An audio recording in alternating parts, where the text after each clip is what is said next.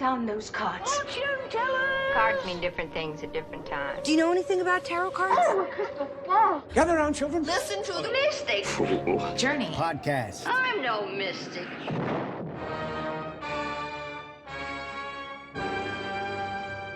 Welcome to the Mystic Fool's Journey podcast. I'm Anna, and this is Ruth. Howdy. This is an occult history podcast. Today, we're taking a deep dive into modern secret societies. Let's dive on in. Yeah, today we're going to talk about secret societies, and it's actually pretty hard to talk about secret societies in general, we found while we were digging into this. We've covered a couple of secret societies thus far, including Hermetic Order of the Golden Dawn and the Ordo Templi Orientis, which I feel like we could make a subsect of this podcast of just like Aleister Crowley secret societies. Yeah. I remember from our series, he was a part of like 30 or 40 at one point. He was a part of a lot. Yeah, he was probably our main introduction into secret society. Yes, that'd be kind of fun. The secret societies of Aleister Crowley. What was he getting after? And make it a whole mystery documentary. Right. And while I'm sure that we could and eventually will spend thousands of hours talking about secret societies of the past, today we wanted to talk about some modern societies. And it's pretty funny to try and research modern secret societies because of how America interacts with conspiracy theories and how that's changed so drastically since like 2016. Like, I found some pretty interesting groups to talk about, including one called the Bilderberg Group, which is a group of 50 or so delegates from Europe and North America that gather to chat about the future of the world, basically. The group includes a prince, a prime minister, Bill Gates, etc. And I wanted to dive into it, but literally everything goes directly to lizard people and New World Order so fast. Yeah, modern secret societies. So there's a lot of them, first off. Like, you know, the ancient ones we only have, there may have been way more. We just don't have, you know, evidence and stuff of them. But there's a lot of modern secret societies of different flavors. And it's so easy to like fall down a rabbit hole. Or should I say lizard hole? if you start diving That's into... amazing. And there's like certain spheres of people where secret societies are discussed, where the conspiracy theories take over and we all end up down in the like lizard mole people situation. And we're not going to be getting into the lizard people today. So sorry ahead of time if you want to cut your time short. Like, don't worry. Or like, please stick around if you're like, thank you, I didn't want to talk about lizard people today. We're not. I would love, for the record, to talk about lizard people someday. I think we could make that a thing. I know it's gonna be like a dismal podcast because Absolutely. Just looking into the reptilian theory, like, oh cool, it like starts with racism. Exactly. It starts with racism, ends with racism. Just solid racism. Yeah, I'm personally fascinated how and why people latch on to conspiracy theories from like a psychological perspective. But, you know, we also will be talking about conspiracy theories today. We're going over some, like, secret societies where we have evidence and we know what they do. It's sanctioned even in some cases. So, you know, we're going to touch on a few just to give you a little taste. But there is this, like, super wide range of what I'm going to call genres of secret societies now. Yeah, so, like, so far we've mostly dabbled in, like, the esoteric and occult. And back in ancient times, before like science and mysticism split, like they were all kind of combined in one, you know.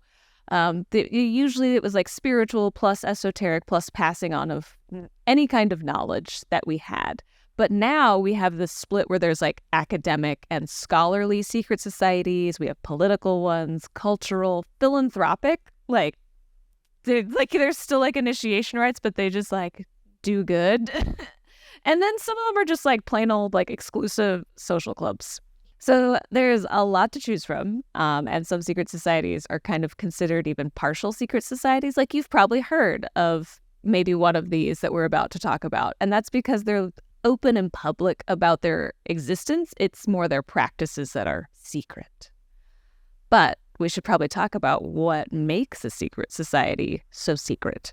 Yes, so secret societies have been around forever, dating back to the ancient days, and these groups tend to pop up when things are changing or getting tense in society, and then they serve all kinds of purposes, like you said, from spiritual to social to political.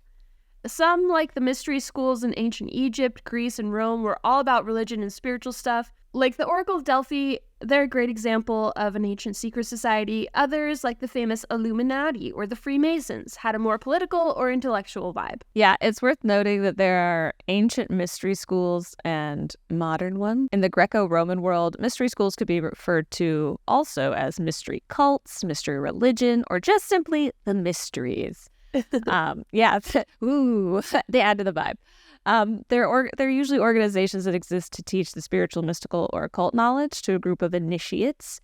And they are mysterious because what they teach is not easily accessed. And there's usually some kind of initiation rites that people have to go through.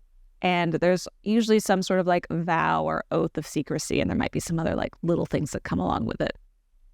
And in addition to the Oracle of Delphi, one of the other most commonly known or famous mysteries is the Eleusinian mysteries, which were religious rites and initiations held in the city of Eleusis, which was just outside of Athens, and were based around the myth of Demeter and Persephone. So there was always like a pilgrimage during two major points in the calendar, if I'm remembering correctly, and it's the turn of the season. So when fall comes, there would be a pilgrimage to Eleusis, and then when spring comes back, there would be a pilgrimage as like a celebration of like the coming back of spring in nature. So cool. I know, right? I was Do like, we hear another episode knocking on the door? This could be a fun one. Because I think there is more information out there about the Eleusinian mysteries.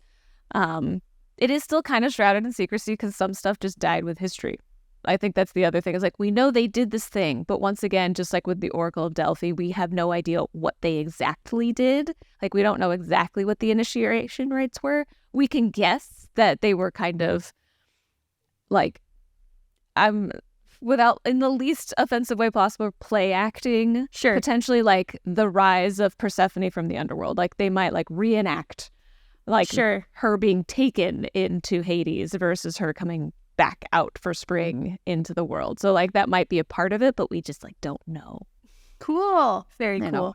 But yeah, I think it could totally be another one we delve into. And as Ruth mentioned earlier, Aleister Crowley, if anybody remembers when he talked about him, yeah, he did join a lot of secret societies, but he was like the antithesis of it. He kept joining because he wanted all the knowledge, and he even got sued for publishing Secrets of the Golden Dawn.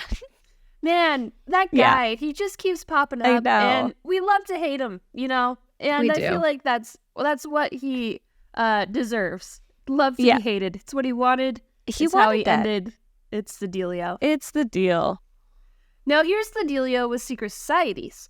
They share some common traits. They're usually super exclusive, so getting in can be a whole real ordeal. And they also have this whole hierarchy thing going on, where members work their way up through different levels of initiation. Plus, they keep their activities, beliefs, and rituals top secret, even from their own lower-ranking members sometimes. It's so funny about, like, these secret societies. I feel like they just tap into, like, a primal need for information, and, like, it's almost like these secret keepers are in charge of something worth coveting, and that's why we put all these, like, the concept of secret societies on a pedestal. Yeah, I think there's, it's, you know, and like looking at like the ancient mystery schools, obviously they tapped into this need literally for like resources, like information and knowledge. So like that's how you would learn math. You know, it's like there's certain schools where like you don't get this in your everyday life.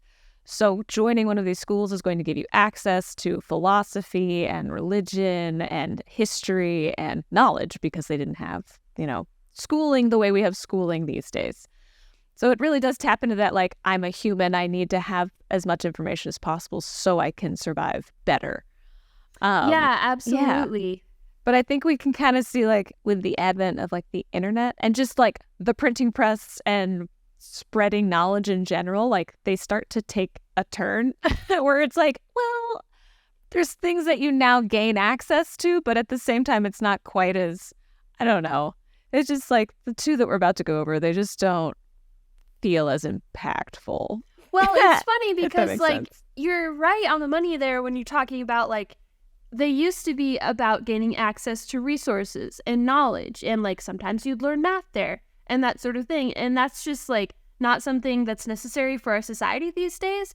So I feel like when we talk about societies that were more spiritual versus political, like there were more spiritual societies back then, and now we largely see more things that are political that follow under the realm of secret societies. And that's just because that's one of the few things that's less accessible, and you need to have a certain level of like influence and rank in society in general, and then even more so to join these secret societies, which makes them, it's kind of like we're pushed into this corner of what secret societies can be nowadays. Yeah. And it's just a little less fun. It is like, to put it in some very, I don't know, yeah, just very truncated terms, it is less fun. Yeah, and people are just so much more open with their beliefs these days. It's pretty easy to find a community that wants to practice hermeticism together and that sort of thing, and you don't need to keep it a secret anymore because society is large, depending where you're at in the world, is fairly accepting of people with other belief systems.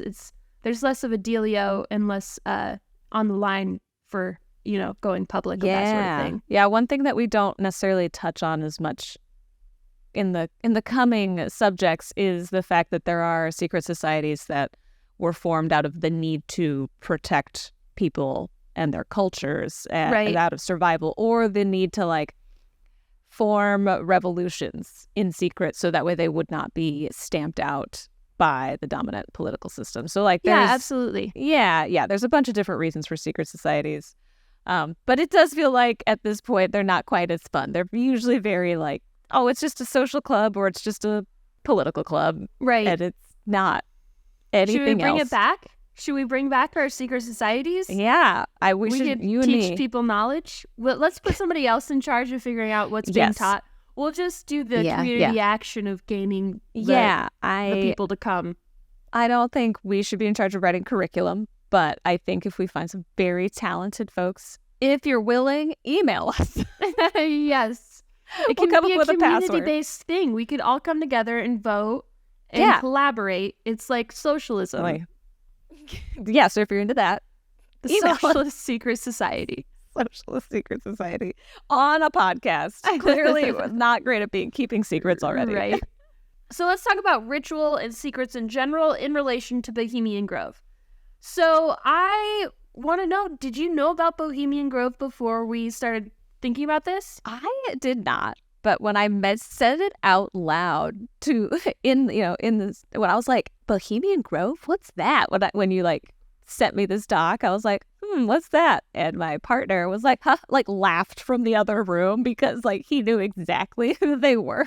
That's so funny. Yeah, I was like writing and I was like, I don't know if I want to talk about Bohemian Grove. They seem like pretty mainstream, like pretty far reach for a secret society. But then when I heard that you didn't know them initially, I was like, oh, frick yeah, let's do it. I'm glad we're diving into it. So Bohemian Grove is one of the most famous secret societies. And I think the best vessel, at least in modern times, there are some other secret societies like Illuminati who might be more well known. But at least in modern times, it's the most famous active secret society. And I think the best vessel to hold this conversation about how we approach ritual and community. If you're not familiar with Bohemian Grove, every July, a bunch of the wealthiest and most influential dudes on the planet get together at this massive 2,700-acre spot in Monte Rio, California. And for a couple of weeks filled with hardcore partying, ultra-secret discussions, and some seriously mysterious druid stuff. I mean, they don't call it druid stuff. They call it, like, revering the redwoods, but it's like druid worship. I don't think they have the intent of druid worship behind it, but it is a druid ritual. Like, they wear costumes, light a 40-foot owl statue called Care on fire as a way to humble themselves to the redwood forest. Yeah, it's definitely a gross misrepresentation of probably anything that the actual Celtic druids ever did. Yes. Yeah, like it. Oh, man. When I first read about this, I was like, ew. Like, I just felt icky. I just felt super icky reading about it.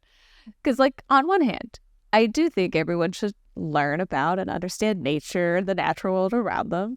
I think people should have access to time and space to rest and reset and reconnect with each other, form community. But there's just something that feels off. Like, a bunch of the richest folk bring in, like, literal pyrotechnics to light an effigy on fire.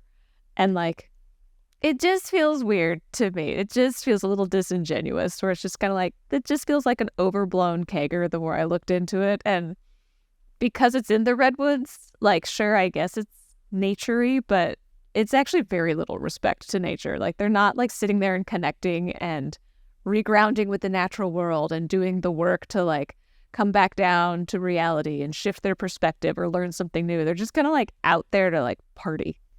Yeah, absolutely. And you know that like they're not building the owl themselves or lighting it on fire themselves. Yeah, exactly. So what's funny to me is that this is just like the billionaires' version of Burning Man. Do I believe that these guys are actually participating in some sort of druid worship? No. I think it's mostly just a bunch of 12-year-old boys that are playing pretend. And I do think that they could definitely benefit from druidry. Druids are all about tweaking their daily habits to keep Mother Nature safe and sound from harm.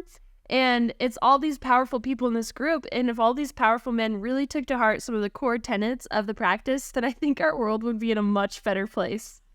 Yeah, I think that's where the disconnect for me happens. Like, if this is about these people making a conscious effort to recognize that their wealth and status, removes them from the reality that the majority of us experience, and taking that knowledge and learning to redirect their decision-making and actions to take the populace into account, I'd be for it. Like, yeah, go meet and reconnect with everyday life and people, but that's not what they're doing. Yeah, absolutely. Like, I feel like this is where the lizard people argument comes into effect for people that don't understand what's going on. Like when, the hardcore right-wing Christians see these people burning an owl in the middle of the woods, they're like, oh, devil worship, lizard people.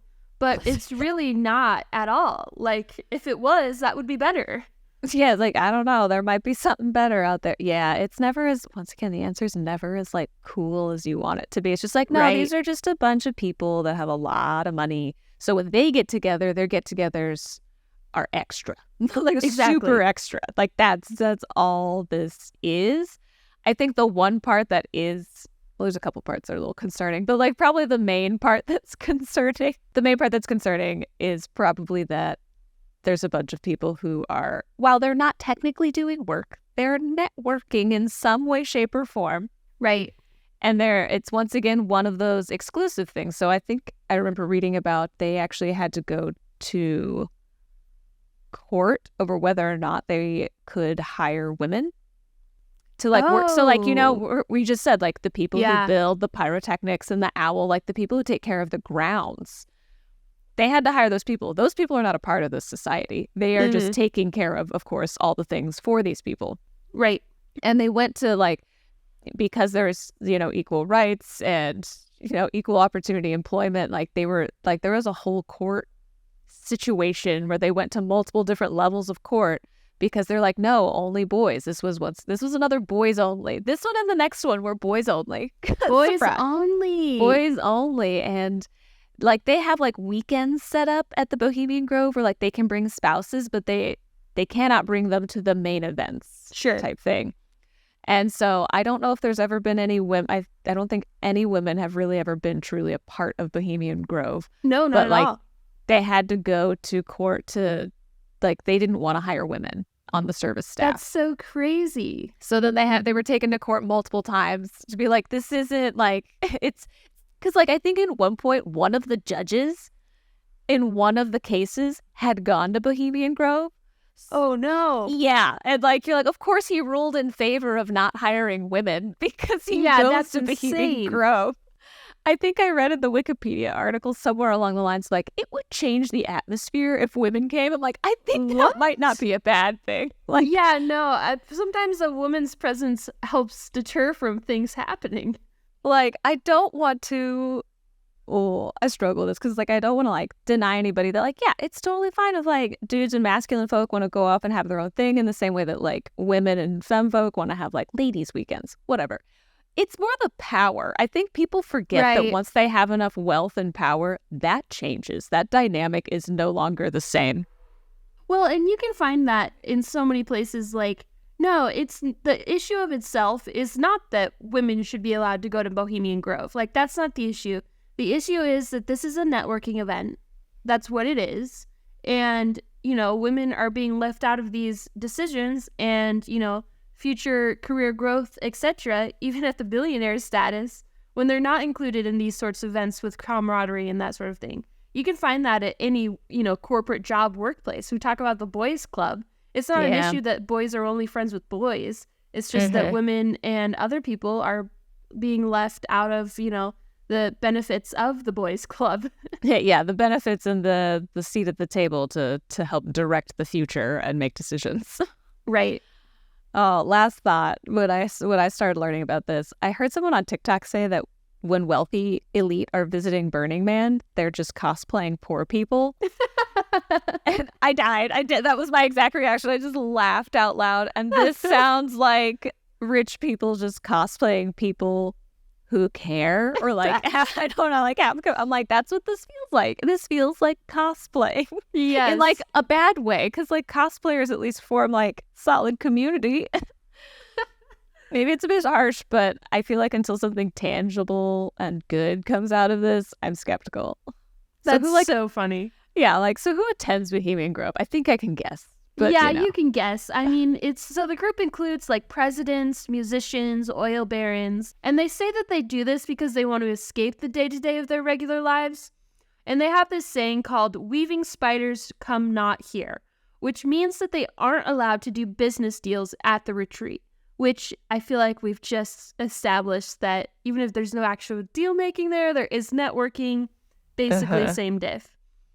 So the only exception to this rule was in 1942 when they came together to form a plan for the Manhattan Project, which led to the creation of the atom bomb. So kind of the biggest exception to the rule that you could make. Isn't that insane? Whoa, buddy. This is like the biggest no-no. Like, you decide to break the rule, and this is how you break it. Go big or go home, I guess. Like, I guess go big or go home. Yeah. The only exception to the rule is changing life as we know it, being able to introduce this weapon of mass destruction that can kill all of the world at any point in time. Yeah, which exactly. These people are also in charge of. Like, it's just like, what? Okay. Like, cool, so you guys want to like have a community and connect with each other, but let's also talk about destroying other people's lives. Exactly. Perfect. Yeah, no, this doesn't vibe with me. No.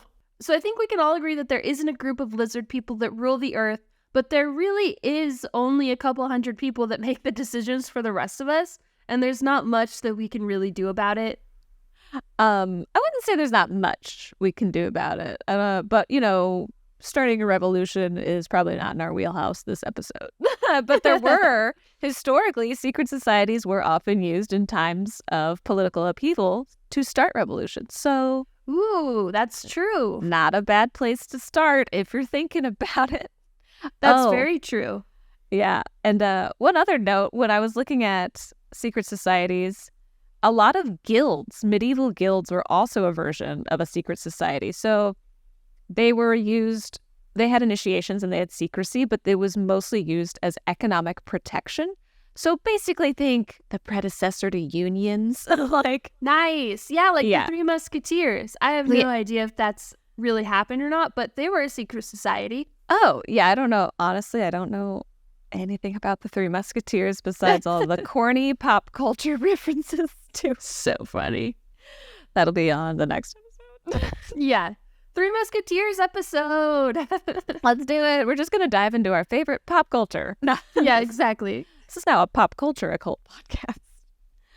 All right. So we chatted about Bohemian Grove, which is basically an exclusive social club of the highest ranks of like the wealthy elite. But what about like the secret societies that might be in plain sight? Fraternities and sororities. This is like the first thing that like got me to be thinking about like, well, what about modern secret societies? Like, it's easy to spot stuff like this now because of tech and how we communicate with each other. But like, so fraternities and sororities are publicly acknowledged, so they would kind of fall under that like partial secret society label. Everybody knows they exist. They exist at a lot of colleges and are like sanctioned and allowed to exist. They have websites, the whole shebang. But they do each have their own secrets. There's a recruitment process, just like with a secret society. There's usually some kind of initiation process, which is a secret, just like secret societies.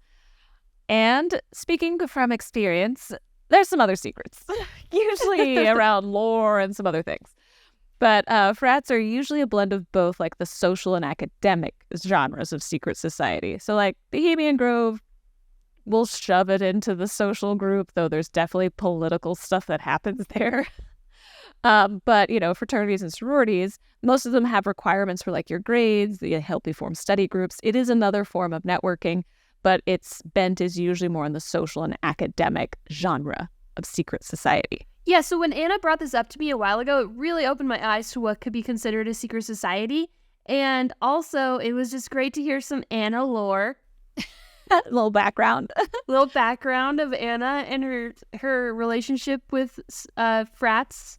I might have been the president of one. So, Whoa. Casual. Inside knowledge, secrets. Casual background.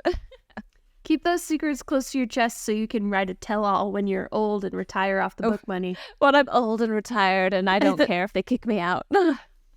So I definitely want to dive into more about why you think frats are secret societies. It definitely lines up with some of the research I was doing as I read about it. I think it is a fairly common comparison, and it makes a lot of sense. And I think a great secret society to talk about this idea with is the Skull and Bones Secret Society. Skull and Bones came to life in 1832 when Yale's debating clubs like Linonia, Brothers in Unity, and the Collopian Society got into a squabble about the Phi Beta Kappa Awards that year. That is not how I imagined this story starting, to be completely honest. I know. I truly, as somebody who didn't go to college, I just can't relate to that Is at all. Is it like a movie when you hear about experiences? You're just like, that's not real. Someone had to script that. I know, right? So it was William Huntington Russell and Alphonso Taft who teamed up to create the Order of the Skull and Bones. They roped in a crew of 13 other folks, including themselves, as the first senior members. And this was like Yale's alternative to frats. I don't think Yale has any frats right now, currently. So this is kind of their alternative in response to no frats sort of thing. Oh, and you might hear folks call it by other names like the Order, Order 322, or even the Brotherhood of Death. This sounds way cooler than what I kind of pictured a debate club coming up with. But yeah, sounds dope. I do think it's interesting to note how a lot of secret societies always tend to have some form of death and rebirth in them. That just seems to be a common theme. Like the care owl we just talked about being burned, that owl was supposed to represent not care as in compassion, but care as in worries and anxieties. So it's one of those we have to burn down our anxieties about life so we can be renewed. It's the same thing. It pops up in almost all of the ones that we've read about. Yeah, it's really true. And I mean, not to get too mushroom trippy, but don't most things in life represent birth and death at some point?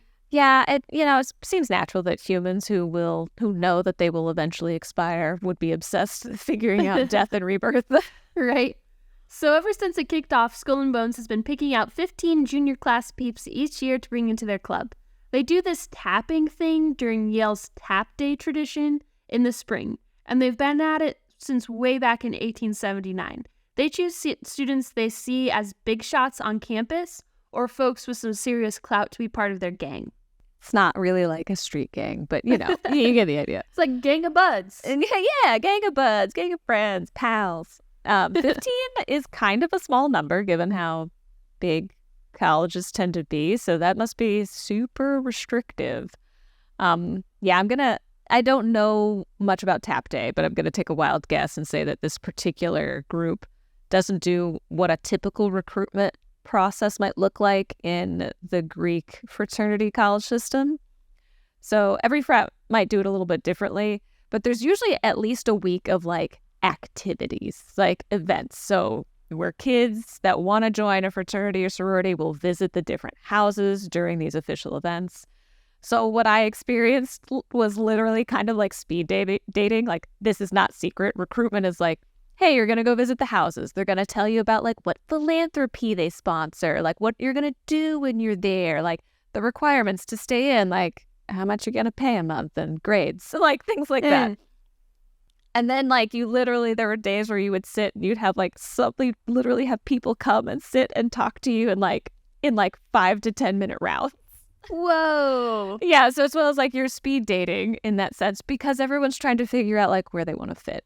That's really the purpose of that. It's like, what do you mesh with? Who do you like? Like, you know, you're mostly there to like, as a freshman going into college, make friends, form a community, because you're coming into this big new place with no connections and completely alone.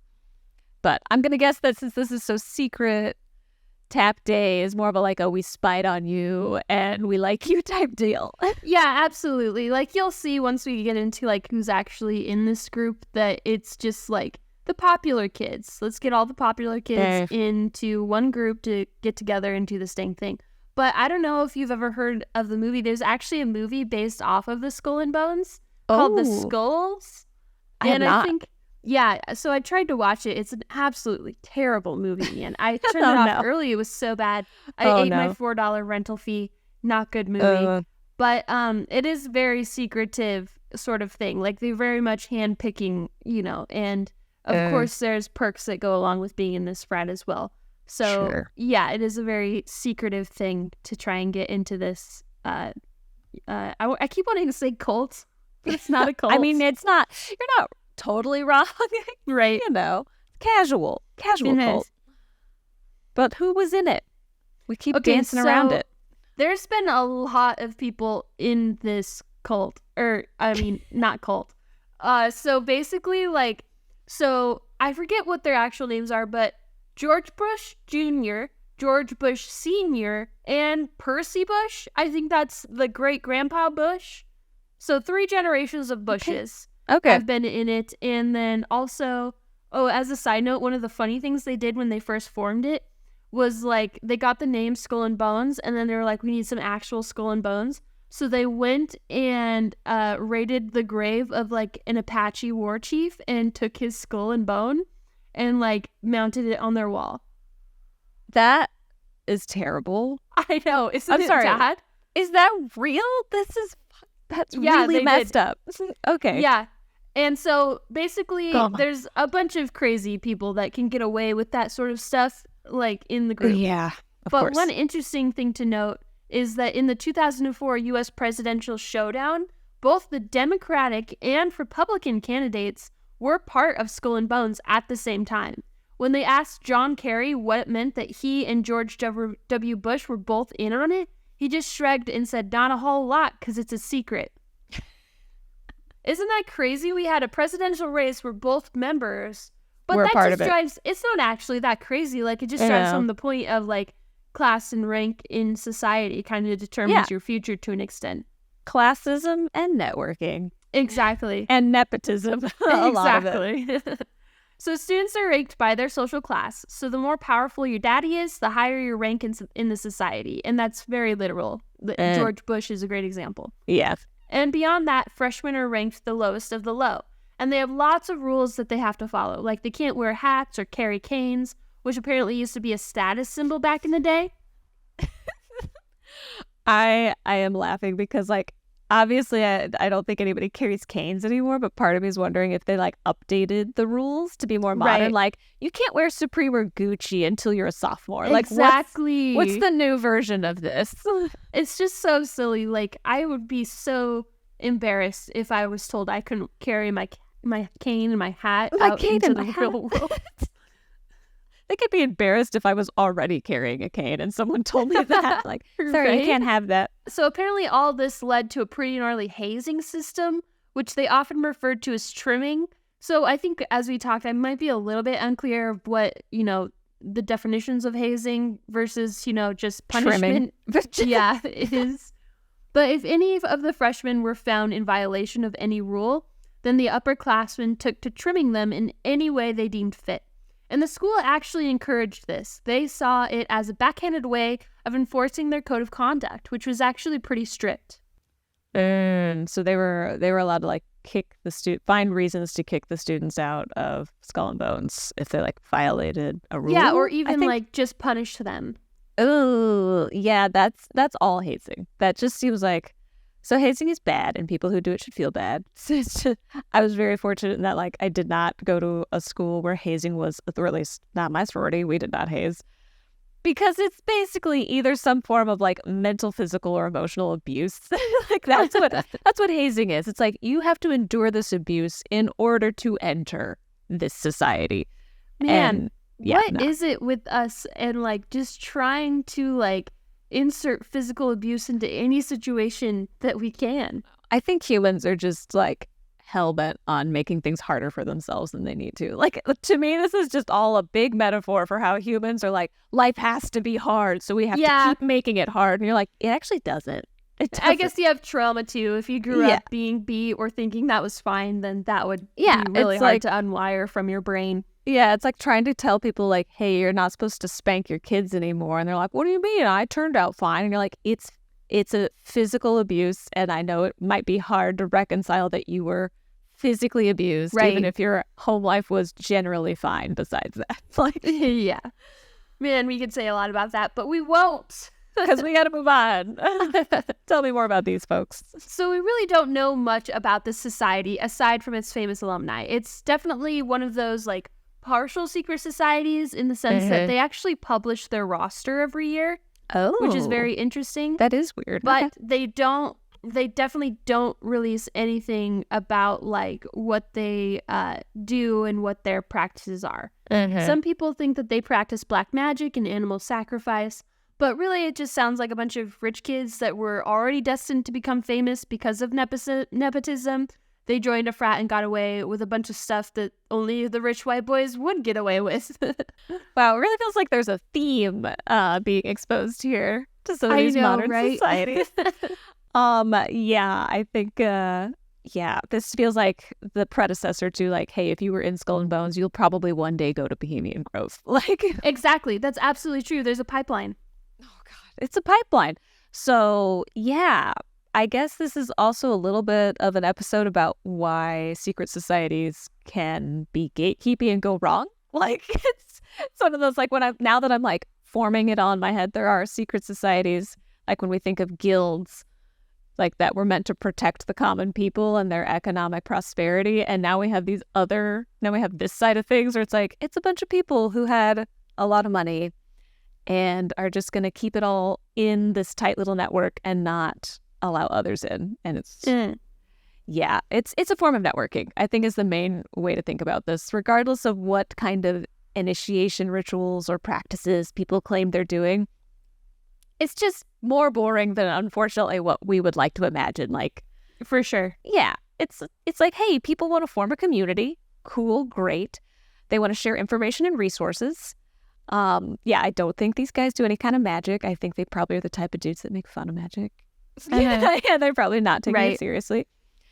It wouldn't surprise me if Skull and Bones has their own version of kind of like Bohemian Grove, where they do something to pretend like they're a part of something secret. You know, when you're like, yeah, they absolutely do. Like, one of their rituals that we do know about is, like, they make all the new recruits get into some coffins and confess all of their past love experiences.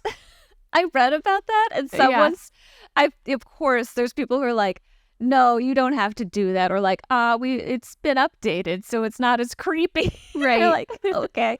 But I think that's a common thing among humans in general. Is like, we bond during stressful times. Yeah. So another reason why probably hazing still remains, as well as weird things like, let's create this really spooky environment where, like, you're going to be incredibly vulnerable with these new people. It starts to form those emotional bonds that humans crave.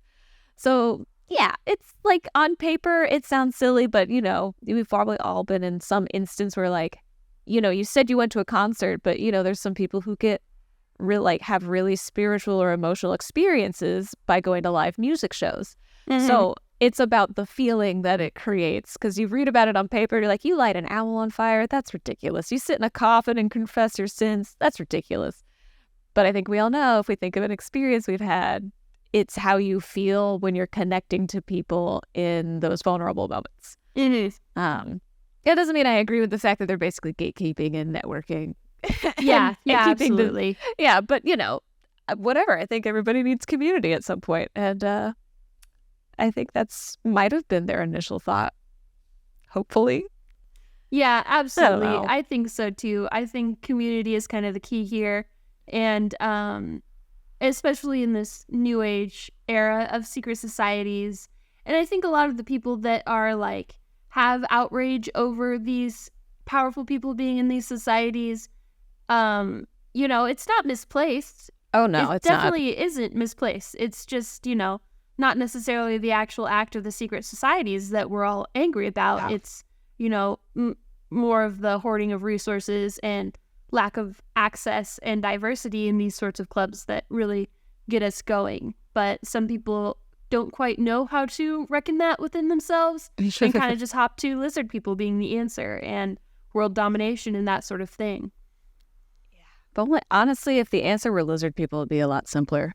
Wouldn't it be fun? It would be fun. I see why people are attracted to this idea that there's like mole people or lizard people or like Atlanteans still under the sea. You're like, it's way more fun than kind of like the boring, honest truth. Listen, I'm not here to deny the existence of lizard people. Maybe lizard people is what will keep us going and keep us having some mystery in this world. So, is it lizard people? I take back everything we've said in the last 30 minutes. It's lizard people. It's not lizard people. Well, as long as if the lizard people turn out not to be racist, then exactly. Sure. Well, they are lizards living amongst humans, so they'd be speciest. Yeah, we clearly don't know anything about the actual reptilian theory just yet. So we're just saying shit, and if you know about it, we don't know. Yeah, as a side note, I just watched the new Netflix Alien documentaries, Encounters, and one guy in there was had an alien encounter, and he said, I've never been prejudiced against others. I've never been racist or homophobic or anything. I've been very accepting, and I do put a lot of that in large part to the fact that I had this alien experience when I was younger, and it opened my mind up to lots of things. So maybe if there were lizard people in the world, we'd all feel good. They're actually the higher life forms. Yeah, they're actually the higher life forms. They're actually, oh. Anyways, don't forget to subscribe and leave a review. If you're a fan of the podcast, we need you to do this so we can find new fans. We need you to do this. Oh my God. We need you. Oh my God. Don't be that person that's clickbaity. It's like to claim this energy. If you don't subscribe, we will kill a small child every day. Oh my God, that's kidding, not going in the podcast. Tell your friends for sure, and follow us on all socials. Our handles are Sweet Death Inc. and Mystic Full Tarot on all platforms. See you later. Bye.